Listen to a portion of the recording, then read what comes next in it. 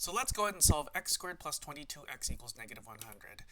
The linear coefficient is 22. Should we include x? No, we won't do that. The linear coefficient is just the number next to x. So looking at the x right here just tells you where to look. You got to look next to it, meaning the thing just in front of x, and that is 22. Half of that, the second stick, in this example 11, and then the constant we need is you should square the number 11. So the constant to add is the number 121. So let's take x squared plus 22x equals negative 100 and add 121 to both sides.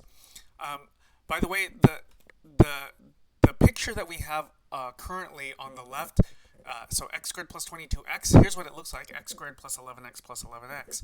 And that's not a completed square. We're missing this. It's like this bottom right corner has been chipped off. We need to add in this 121. So once we add 121 to both sides, we'll have x squared plus 22x plus 121 is equal to 121 minus 100. Then we can simplify we can factor the left side as x plus 11 quantity squared, and the right side will simplify the arithmetic. 121 minus 100 is equal to 21. Notice that the left side is really x plus second stick quantity squared. Then square root both sides. Don't forget that the first step in which you square root both sides needs to have a plus or minus sign.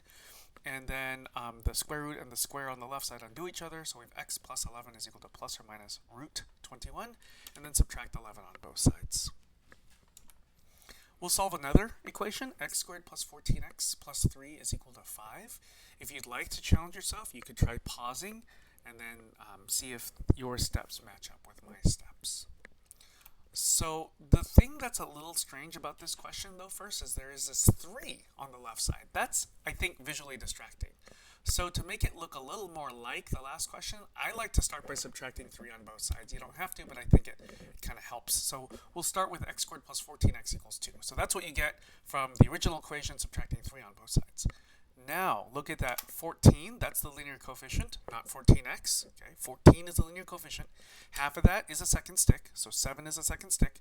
Take the number 7 and square it, you get 49. That is the constant we need to add, so we'll add 49 to both sides. Then we get, from just the previous equation, that is the first line of the answer, said x squared plus 14x equals 2. Add 49 to both sides of that, and you have x squared plus 14x plus 49 equals 2 plus 49. The left side factors, the right side simplifies. Square root both sides. And you have x plus 7 is equal to plus or minus root 51. Subtract 7 on both sides, and you get x is equal to negative 7 plus or minus root 51. To save just a little bit of time, we didn't show the two pictures. There's like the almost square picture and then the completed square picture.